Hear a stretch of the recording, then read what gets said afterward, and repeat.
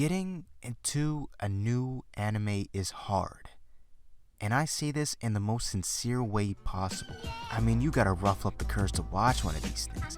There's such a vast collection of this stuff, spanning from genre to genre, that you constantly find yourself overwhelmed by the options. You'll probably spend hours looking for that perfect anime, one that'll captivate your interest, leaving you with a sense of self-discovery.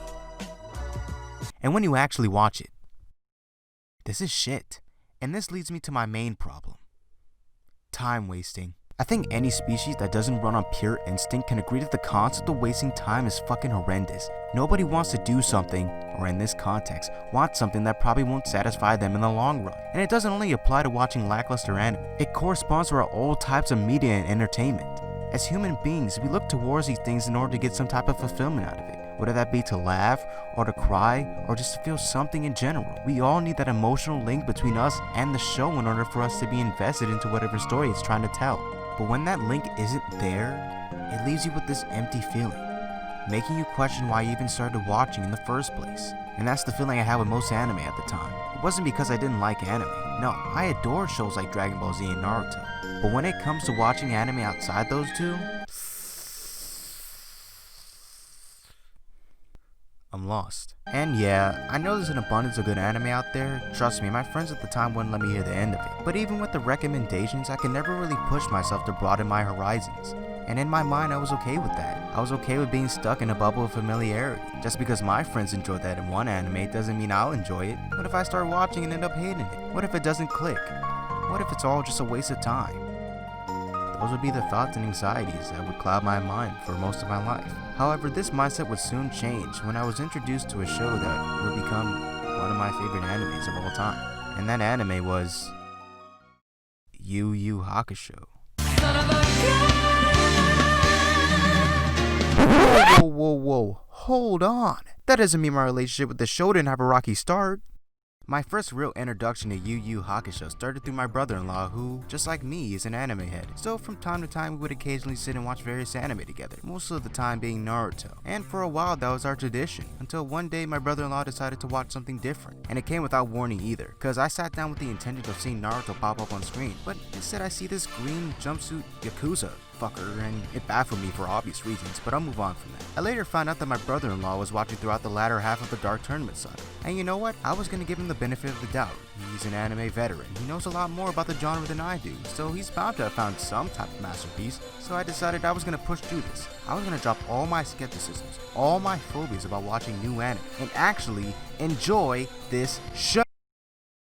I won't lie and say I didn't go into Yu Yu Hakusho with the mindset that I was going to dislike it. I don't know, a lot of things just turned me off in this anime. The art style for one looked old and the character designs just looked jarring to me. Especially here, because every time he show up on screen I'd be reminded of another character from an anime I'd rather be watching at the moment. And you might be saying, well Mega, you're just nitpicking, you're not even giving a valid reason as to why you dislike the show. And you'd be right for saying that, because all I did was nitpick. I didn't know jack shit about the plot or exactly what these characters were fighting for. And on top of that, I only watched 2 episodes relatively far into the anime at that point, so any type of backstory or context used to set up these events is completely thrown out the window. But even with those facts, I could still never really invest myself into this anime. And maybe I didn't give it the fairest of chances, but 2 episodes was enough for me to put it down completely for a while. And for a while it was, as I didn't pick up the show again until a year later. But Mega, you may ask, didn't you just state you disliked the anime? What sort of bombastic sorcery would merit a return to something like this? Well, it's really simple actually. The music. If there's one thing I can take away from Yu Yu Hakusho, it would be its phenomenal soundtrack. It's such a melodic collection of music, full of a lot of great musical tracks that honestly deserves a video on its own. I would constantly find myself listening to these songs on a daily basis, continuously growing a love for the soundtrack. Which is kind of ironic because I love a soundtrack to a show that I firmly disliked at the time. However, through this love, I would start to question the context behind the music of Yu Yu Hakusho. What type of scene or event would warrant this type of music, this type of sound design? It had me curious. And through that curiosity would spark a new interest in the anime for me. For the first time in months, I wanted to watch this show again. So I popped up a totally legal anime website, started the episode, and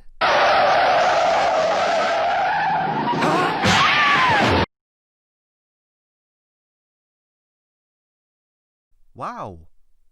Anyways, after that shocking revelation, we're introduced to our protagonist, Yusuke Urameshi, as he finds himself sleeping beside the street lines after getting Yusuke regains consciousness as a ghost, and after failing multiple times to get the attention of the paramedics, he tries to remember the events that led up to his eventual demise. Immediately, we're catapulted into Yusuke's school life, with the starting scene focusing on a schoolgirl seemingly heading towards the rooftop. And to our surprise, we find our boy Yusuke chilling by the door. Hey, nice skirt. We later find out that the schoolgirl is actually Yusuke's childhood friend Keiko, who may or may not have romantic feelings for him. Just a hunch. And by the look on her face, it doesn't seem like she wants to be all buddy-buddy with our pal Yusuke. And after nagging him for an assortment of things, mostly on his poor attendance, Yusuke does his annual panty check and gets... As Yusuke recovers from his panty parade, the show for a brief moment shifts to the view on Keiko and her friends.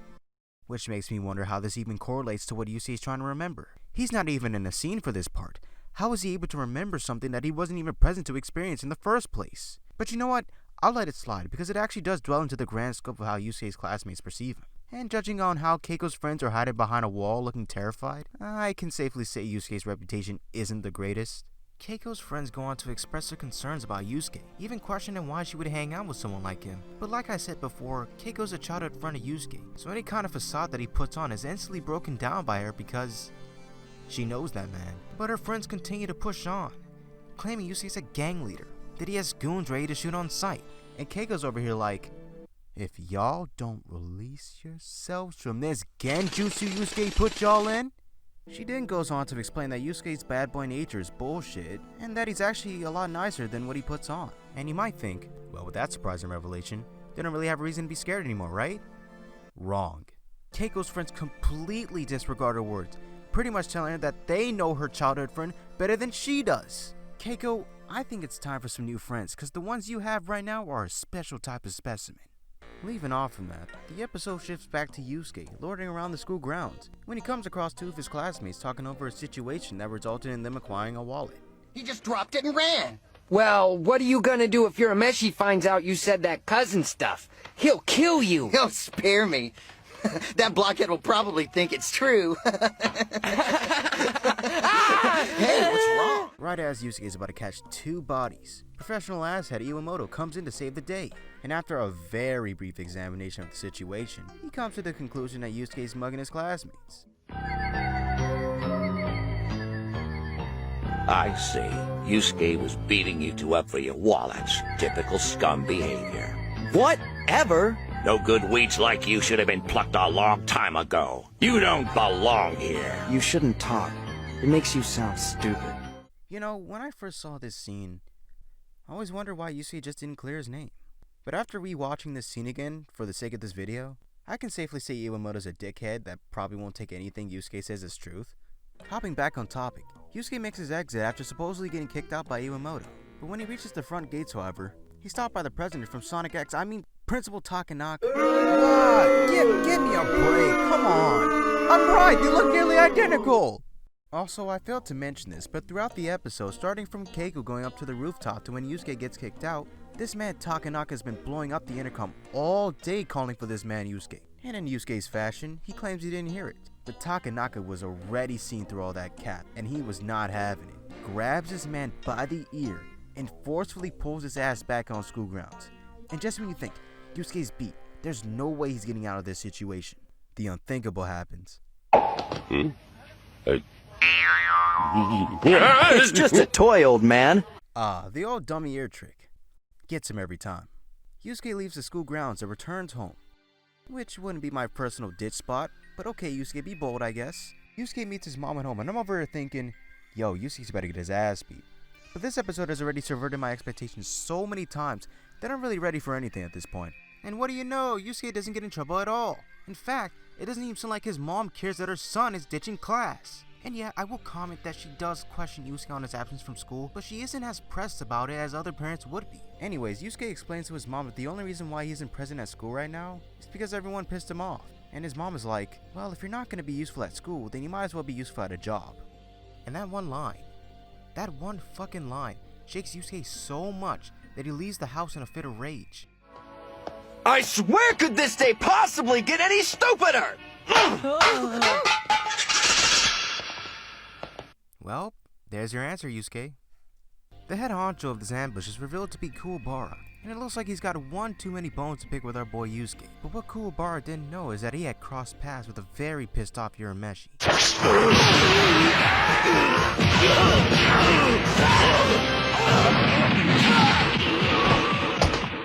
After beating Kuwabara's ass for the 130th time, Yusuke walks further into the city when a ball belonging to a little boy reaches his feet, and after the boy asks for his ball back, Yusuke proceeds to yell at him for even considering playing ball by a busy street, which is kinda surprising considering his track record up to this point. Yusuke then realizes, oh shit, I just screamed at a vulnerable child, and proceeds to start making faces to cheer up the boy, which leads up to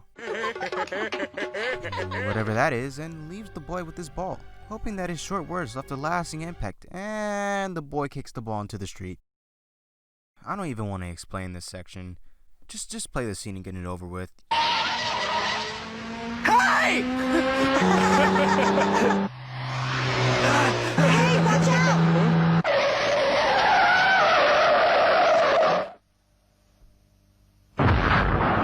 After all that reminiscing, Yusuke finally realizes that he's a ghost, which is kind of odd considering the fact that he punches through a whole man, saw his body get laid out on the street, and is currently floating 10 feet in the air. You'd think that'd raise a few red flags? But whatever, guess we all learn and observe in our own pace. After Yusuke comes to the shocking realization that he's not living, he's greeted by, wait! Hold on, just one fucking second. Who is this immaculate beauty I've just laid my eyes upon? I know I'm diverting from the topic, but god damn, she's the full package. That hair, those eyes, and the face? Don't even get me started on the face, man. She is just a beautiful, beautiful piece of work.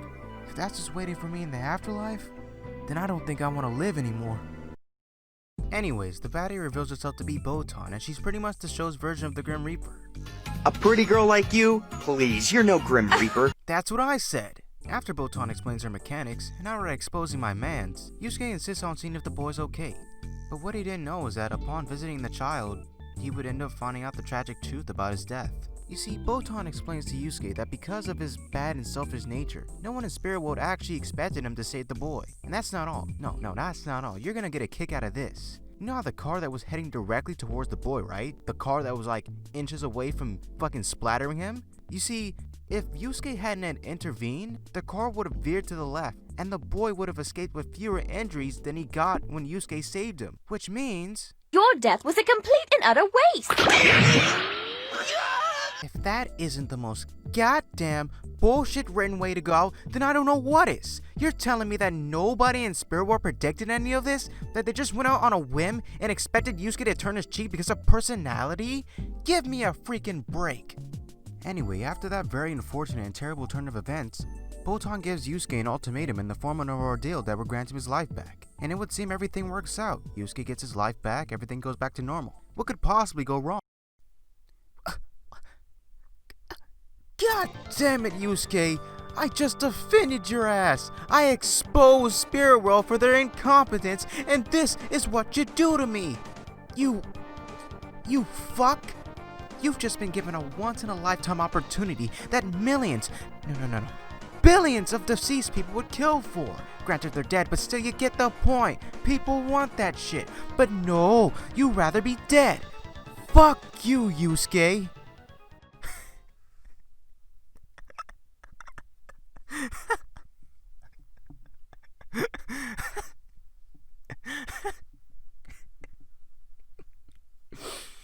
Why am I so fucking mad? All jokes aside, Yusuke actually does give a reason as to why he doesn't want to go through with the ordeal, but that reason would reveal a more depressing side of the character, and to really sum up his words, he believes that the world would be better off without him. Throughout the episode, we see Yusuke's life and his antics, how he treats people around him, and in turn, how those people perceive him as a person. But in this case, Yusuke acknowledges, or should I say believes, that he's caused nothing but misery for the people around him, and that his absence would make them rejoice because they don't have to deal with someone like him anymore. And look, I know there's probably loads of anime out there that have tackled this sort of thing already, but for me, this was the first time I'd seen a character actively call themselves out on something like this. It was the first time I'd seen a character feel that they weren't good enough for the world. It was real. Too real. Which segues into the reason why I warmed up to this show so much. The wake scene. Botan decides to leave Yusuke to attend his own wake in order for him to reevaluate his decision, and when he arrives, he's surprised to see so many of his classmates attending, but that shock would soon turn to pessimism as he hastily comes to the conclusion that his classmates are only there in attendance for extra credit. However, this mindset would soon change when Keiko comes out of the wake room breaking down in tears, practically screaming out his name, which stuns Yusuke into disbelief. How could this person have caused so much trouble to cry so much over my death? But even that doesn't compare to the next scene that plays out after that. What? Kuwabara?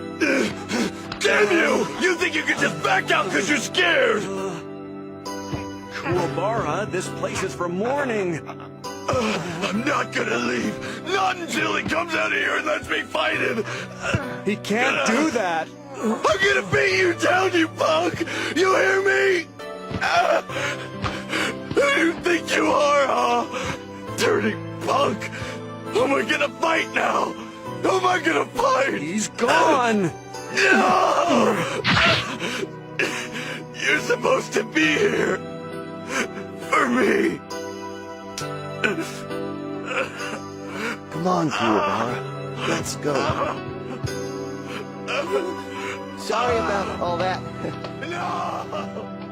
No! Who would have guessed? I'm not crying. You're crying. I think out of all the scenes between the characters in this part, Kuwabara's is the one that impacts me the most. You can feel the utter distraught and raw emotion Kuwabara outputs over the death of his friend and rival. You can tell he had nothing but love and respect for Yusuke, and that his loss only leaves an empty void that no one else could fill. And Yusuke, who's watching this transpire from above, starts to realize that maybe the people around him don't hate him. Well, except for these two. Look, I know I'm supposed to be all serious and stuff, but I cannot believe they came all the way to this man's wake just to talk shit. Let me put it into perspective. These are grown-ass men. Grown-ass men praying for the downfall of a child. Do y'all not have lives to live? Wives to fuck? Cause y'all both got way too much fucking time on your hands to be worrying about a damn teenager. You know what? This reminds me of that one meme where that man was like, just stop by my biggest hater's funeral just to make sure he's dead. That's exactly what these two fuckos are doing. Even Yusuke's flabbergasted by the amount of tomfoolery coming out of their mouths. And the worst part about this situation is that he can't do a thing about... What do you suppose is more disgraceful, that boy shouting in misery or your insensitive and idiotic words? Takanaka? Yeah, Takanaka actually came through and put these two fucktates in their place. You know, I always knew he had a good aura around him. It never seemed like he was out to get Yusuke and always wanted to see the best out of him, which is evident by the words that he gives to Yusuke at his altar. At first I was so surprised, Yusuke. To hear you'd saved a kid at the cost of your own life. You've always acted much more selfishly than that. Darn. Yusuke, I don't know why I don't feel like speaking well of you. Why didn't you stay? You could have made something great out of yourself. As Takanaka begins to weep, so does Yusuke's mom, who I wouldn't be surprised is hurting the most from this. And what follows is the arrival of the little boy who Yusuke gave his life to save. And I think the saddest part about this scene is how the boy is too young to understand the scope of Yusuke's passing, going as far as to ask his mom if he can play with him tomorrow, not knowing that Yusuke was gone for good. Do you think it'd be okay if I played with that boy tomorrow? If I'm good? No, son. I know some people sounded angry at him, but he's really nice. He made really funny faces at me, too, and he got me my ball. I don't know why those people were crying like that. It was probably because they wanted to play with them, too. Oh. And with all that, everything comes full circle. All the events that happened today led up to this very moment. Every interaction Yusuke had and misunderstood and flipped right back on his head. Everything he thought he knew was wrong. The way he thought people perceived him was wrong. And in that very moment, Yusuke realizes that people genuinely care about his well-being. And it took dying to finally realize that fact. It's difficult to explain how much this scene means to me without getting into some sentimental territory. Finding the right words to say regarding this part has been one of the hardest tasks thus far for me, and an even harder task to explain my feelings in a way in which people can relate to. And as I'm currently still writing this, I'm still conflicted on how to go about explaining those feelings. What stream of words or sentences can I use to convey how powerful and impactful this scene was to me? And then it hit me. The reason why I couldn't find the right words was because there weren't any to begin with. All this scene was to me is unspoken emotion. The only thing I can convey is that in that moment, I was linked with Yusuke. I could feel his emotions, his insecurities, and his disbeliefs as he watched the people he thought would rejoice over his death, mourn over his loss. And I think I had that connection because I could see a little bit of myself in Yusuke. A stupid kid that carried this toxic and naive belief that he would be better off erased from this world, and never once considered how his friends or his loved ones would react in his absence, continuing to carry on these uncanny thoughts that they hated him, when in fact, they needed him just as much as he needed them. Well, have you decided? Botan? Hey, Yes, dear. have you ever not known about something that seemed obvious to everybody else? That happens to us all, I think. So are you ready now? Yeah, I am.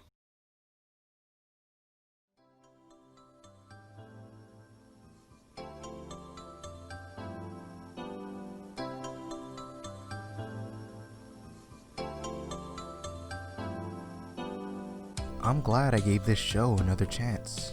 I'm glad that I set aside my gripes and biases to really see how great of a show this really was. It impacted me in a way in which no other anime had ever done before, and it allowed me to take away a lesson in which I'll never forget. I specifically chose this episode in particular because it was really the deciding factor in me continuing this anime.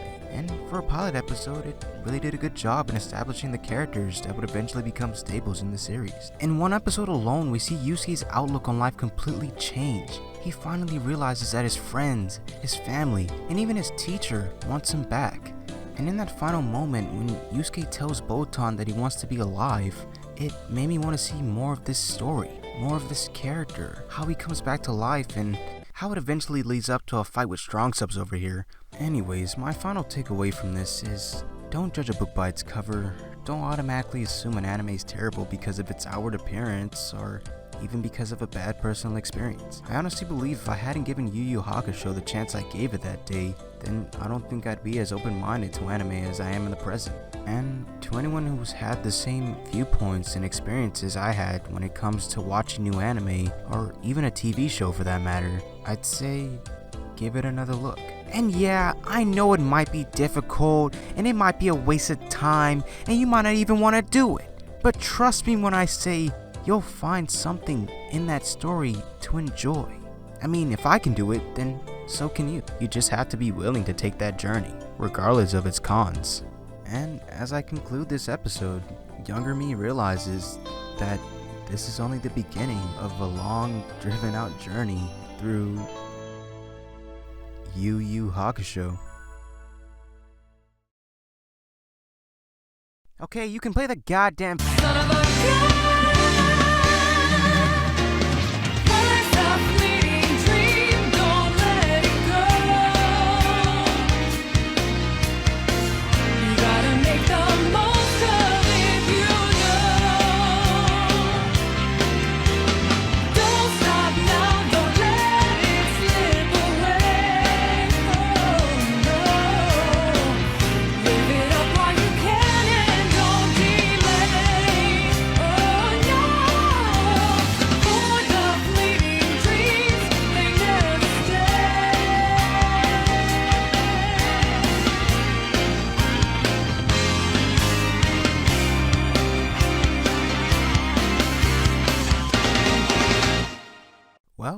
All's well that ends.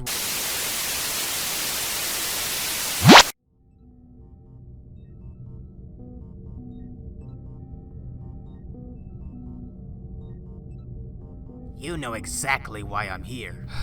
Look, I don't have time for this. So after 2 years of complete and utter silence, you thought you could just whip out a video from nowhere, without even inviting me. You know, it's real funny you say that, Ultra Fan, considering the fact that I never invite you to any of my videos. And plus, while we're on the topic of it, I personally don't think you'd fit that well in this type of content. Oh, okay, I see now. You don't think I'm professional enough for your videos, huh? Well, I didn't say Well, sorry, I'm too much of a scrub to be a part of one of your grand, spectacular films, Mr. Perfect. Oh, look at me, I'm Mega. I'm so multi-talented. Look at how my colors seemingly blend with the semi-monochromatic background. Well, you know what, Mega? You know what? I think you're full of I honestly don't know why I put up with this.